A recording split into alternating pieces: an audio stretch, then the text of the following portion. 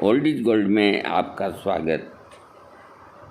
देखिए, अधिक मीठा खाने से या अशुद्ध तेल से बनी हुई चीज़ों के खाने से शरीर के अंदर आंव बनती है। आंव का मतलब म्यूकस से होता है और ये आंव शरीर के अंदर नाना प्रकार की व्याधियाँ उत्पन्न करती है। जब आंव आने का रोग किसी व्यक्ति को हो जाता है तो उसे घबराना नहीं चाहिए। जैसे लेटरिन जाता है ना आदमी, अब तो इसमें कमोड में जाते हैं जो पूरा पता नहीं चलता। नहीं तो पहले लोग जो खुले में लेटरिन जाते थे तो यूँ पीछे देखते थे, आदत होती है, नेचर होती है आदमी की। तो मल के ऊपर सफ़ेद सफ़ेद वो आंवी होती है। तो इसका सही तरीके से इलाज होना चाहिए। इस रोग का इलाज प्राकृतिक चिकित्सा से किया जा सकता है।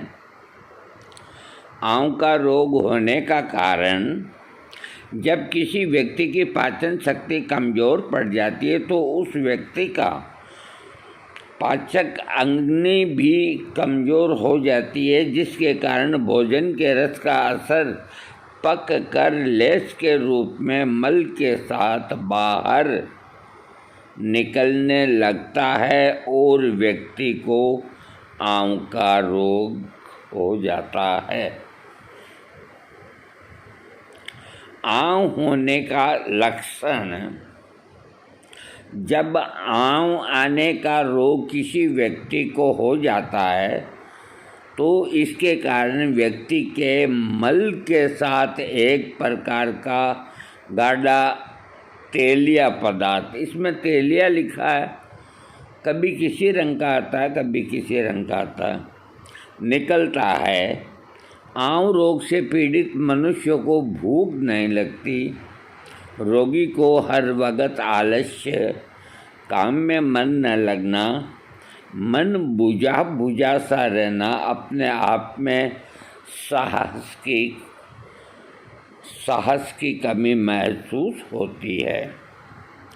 आंव रोग से पीड़ित व्यक्ति का प्राकृतिक उपचार, इस रोग से पीड़ित व्यक्ति को कुछ दिनों तक रसाहार, पोषक तत्वों, सफ़ेद पेठे का पानी, खीरे का रस, लौकी का रस, नींबू का पानी, संतरे का रस, अनानास का रस, मट्ठा, नारियल पानी को अपने भोजन में उपयोग करना चाहिए। रोगी व्यक्ति को कुछ दिनों तक अपने भोजन में फलों का सेवन करना चाहिए। इसके बाद कुछ दिनों तक फल, सलाद, अंकुरित पदार्थों का सेवन करना चाहिए और इसके कुछ दिनों बाद रोगी को सामान्य भोजन पर आ जाना चाहिए। इसके अलावा इस रोग का उपचार करने के लिए रोगी को एनिमा क्रिया करनी चाहिए ताकि उसका पेट साफ हो सके। रोगी के पेट पर सप्ताह में एक बार मिट्टी की गीली पट्टी करनी चाहिए तथा सप्ताह में एक बार उपवास रखना चाहिए। आंव के रोग से पीड़ित रोगी को घबराना नहीं चाहिए। रोगी को अपना उपचार करने के साथ साथ गर्म पानी में दही एवं थोड़ा नमक डालकर सेवन करना चाहिए। इस रोग से पीड़ित रोगी को प्रतिदिन सुबह शाम मट्ठा पीना चाहिए, रात को नहीं, सुबह और शाम मट्ठा पीना चाहिए। मट्ठा आजकल हर जगह बाज़ार के अंदर मट्ठा बनता है। अब मट्ठे का मज़ा ही अलग है। और फिर कोई होटल के अंदर टूटी फूटी बेंच पे बैठते हैं और कांच का गिलास के अंदर मट्ठा आता है और दो दोस्त होते हैं, तो जब बातों में लग जाते हैं तो एक मट्ठे का लुत्फ ही अलग होता है। अरे मैं कहाँ चला गया, हाँ मैं क्या बता रहा, हाँ मट्ठा पीना चाहिए ताकि शरीर में पानी की कमी न हो, क्योंकि शरीर में पानी की कमी के कारण कमजोरी आती है।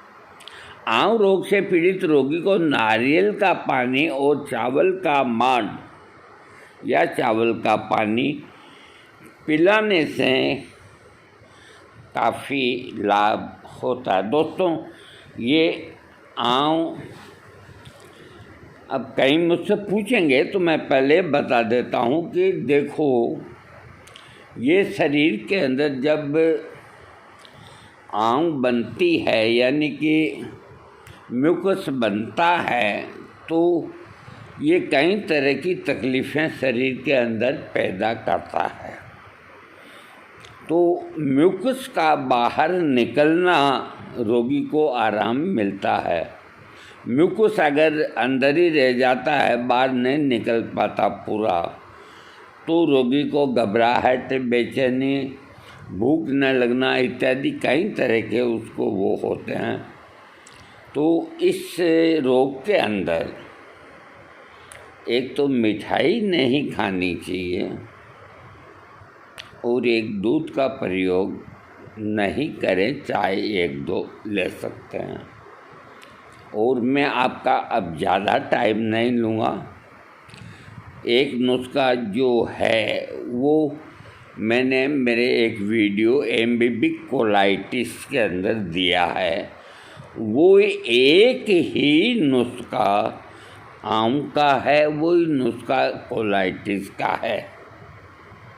तो उस नुस्खे को आप 6 महीना तक कर लीजिए, और 6 महीने क्या, आप तमाम उम्र तक कर लीजिए, क्योंकि आपको शुद्ध खाने को तो कभी मिलेगा नहीं। तो आंव तो बनती रहेगी, तो आप रोज़ ही खाएं। ये है धनिया पंचक, बाज़ार के अंदर मिलता नहीं है और अगर बाज़ार के अंदर कोई बेचता भी है तो न लाएं, घर पे बना लें, बहुत सिंपल। मैं आपको बताता हूँ, जहाँ तक मुझे याद है, जो साबुत धनिया होता है घर के अंदर, साबुत धनिया, तो ये 100 ग्राम साबुत धनिया, 100 ग्राम सौंफ छोटी वाली नहीं, मोटी वाली, एक वो खातिरदारी के अंदर कोई मेहमान आते हैं तो एक पतली पतली बारीक सौंफ होती है, वो नहीं। 100 ग्राम सौंफ और 100 ग्राम, ये मैंने बताया आपको, धनिया 200 ग्राम, और बेल के फल के गूदे की घी, जिसे आयुर्वेद में आपको बिल्वादी चूर्ण के नाम से मिलती है और खूब मिलती है। आपको कहीं भटकने की ज़रूरत नहीं, कोई फार्मेसी का ले लें। ये इतनी सस्ती चीज़ है कि इसमें मिलावट नहीं होती। तो 100 ग्राम धनिया, 100 ग्राम सौंफ और 100 ग्राम ही बिल्व फल का पाउडर, बिल्वादी चूर्ण। तो जो 100 ग्राम सौंफ है, तो उस सौंफ को आधी हल्की सी सेक लें, आधी कच्ची रखें, इस बात का ध्यान रखें। और आपको 200-300 ग्राम, आपको 60-70 ग्राम सुतवा सौंठ लेनी है। यानी कि सौंठ लेनी है। तो ये जो अपन घरों में खाते हैं सौंठ, और बाज़ार में जो सौंठ बिकती है तो वो अच्छी क्वालिटी की नहीं होती। उसको जब आप कूटेंगे तो रेशे निकलेंगे। इसलिए सौंठ के अंदर उसको किस तरह से बनाते हैं या अलग होती है, जो भी है उसको सुतुआ सौंठ बोलते हैं। तो कहीं क्या बोलते हैं, कहीं क्या बोलते हैं, तो आप पंसारी को यूँ कहे कि सौंफ के अंदर जो सबसे अच्छी क्वालिटी होती है और प्रसूता स्त्री को खिलाई जाती है, वो क्वालिटी हमको दो, तो वो आपको बिल्कुल वाइट सौंठ देगा। सौंठ अदरक से ही बनती है। तो वो 60-70 ग्राम ले लें आप। ले करके इन सबको कूट पीट करके एक चीज़ का ध्यान रखें, मैदे जैसा न बनाएं, आटे जैसा चूरन बनाएं। जब ये चूरन बन जाता है तो जो डायबिटीज पेशेंट हैं वो इसके अंदर मिश्री का पाउडर न डालें। वो इसके अंदर मिश्री का पाउडर डालें तो सही, लेकिन जो मैं मात्रा बता रहा हूँ उससे आधी डालें, और कोई घबराने की ज़रूरत नहीं। मिश्री भी एक तरह की मेडिसिन होती है। उससे आपकी जो आप 1-2 चम्मच सुबह रात दोपहर को लेंगे रात को, तो आपके पेट में 1 ग्राम से ज़्यादा मीठा नहीं जाएगा। और डायबिटीज पेशेंट को 1 ग्राम मीठा खाना चाहिए, ज़्यादा नहीं। हाँ, तो ये हो गया सौंठ, सौंफ, धनिया, मिश्री और बेलगिरी। तो कुल मिश्री आपको 100 ग्राम लेनी है। डायबिटीज़ वाला आधी ले ले, और क्या फ़र्क पड़ता है। तो ये आपका धनिया पंचक बन करके तैयार हो गया।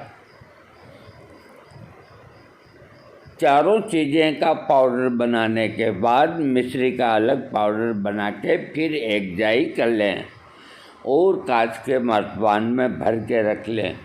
और याद रखें, इसको एक डिब्बे के अंदर जहां आप खाना खाते हैं, आपकी जो टेबल है वहीं पे रख दें और उसके ऊपर लेबल लगा दें सभी के लिए, ताकि आपके कोई मेहमान भी आए हैं तो वो खाना खाने के बाद में उनको कहिए कि 1 चम्मच ये खा के जाएँ ऊपर। तो इसको सुबह और खाने के बाद और रात को खाने के बाद आराम से बड़ा चम्मच लें और ऊपर शीतल जल पिएं। ये नुस्खा आपको खूब लंबे समय तक करेंगे तो 15-20 दिन के बाद आराम आना शुरू होगा। आपकी म्यूकस ख़त्म होती जाएगी और इसको आप रेगुलर अगर खाते रहेंगे और आपने कोई म्यूकस बनाने वाली चीज़ अगर खा ली और ये खाते रहेंगे तो आपको कभी तकलीफ़ नहीं होगी। इसको आयुर्वेद में क्या करते हैं, धनिया पंचक, यानी कि ये 5 चीज़ें मिल करके ये धनिया पंचक, और संस्कृत में कहते हैं धान्य पंचक। आजकल के वैद्य जो है ना, कोई भी नहीं कहते कि ये नुस्खा करो, क्योंकि कोडियों का नुस्खा घर पे लोग बना लेंगे, इनको कौन पूछेंगे। वो तो ऐसा लंबा चौड़ा आपको डराएंगे कि ये आपके रक्त में मिल गया, खून में मिल गया, ये हो जाएगा, वो हो जाएगा, कभी कभी हार्ट पे भी आ जाएगा, तो साहब इसकी कोई दवा तो लिख दो जी, जैसी भी हो। दवा तो लिख देंगे, महंगी पड़ेगी, फिर वही सबसे बड़ी एक बात है कि आदमी क्या करे। हर आदमी नहीं समझता, तो मैंने ऐसा घरेलू प्रयोग दिया है जिसको गांव के अंदर रहने वाला किसान भी कर सकता है। सारी चीज़ें उसके घर पे मिल जाएगी। अगर आपको सुतवा सौंठ नहीं मिलती तो ये जैसी भी सौंठ मिले आप ले लीजिए, उससे कोई फ़र्क नहीं पड़ता। दोस्तों, आज मैंने आपको आम क्यों बनती है, किस तरह से बनती है और उसके प्राकृतिक उपचार और खाना पीना में आपको क्या बंद करना, और इसके अलावा धनिया पंचक का नुस्खा दिया है। मैं स्टाम्प लेकर के कोई आ जाए, मेरे पास खुला चैलेंज है पूरे हिंदुस्तान के लोगों को और बाहर के लोगों को। मेरे पास स्टाम्प लेके आ जाए कि हमको आम आती है, और मैं मोहर लगा करके दस्तखत कर दूँगा। और ये परहेज रखना है। और धनिया पंचक दिन में सुबह भी लो, दोपहर को भी लो, रात को भी लो, 2 बार भी लो, 3 बार भी लो, 4 बार भी लो। घर के बच्चों को कह दो, इच्छा हो जो वो भी खाते रहें। ऐसे नुस्खे होते हैं जिसको हर कोई खा ले, निरोग भी, बीमार भी और भी। तो सारे के सारे आम के जो एमबीबी कोलाइटिस से जूझ रहे हैं और है, तरह तरह की दवाइयाँ खाते हैं वेदों के चक्कर में, डॉक्टरों के चक्कर में, धनिया पंचक खाइए। और धनिया पंचक खाएं, आपको फ़ायदा हो। आपके रिश्तेदारों को कहिए, उनको भेजिए, उनको कहिए कि आपके रिश्तेदारों को भेजिए। अरे डोर से डोर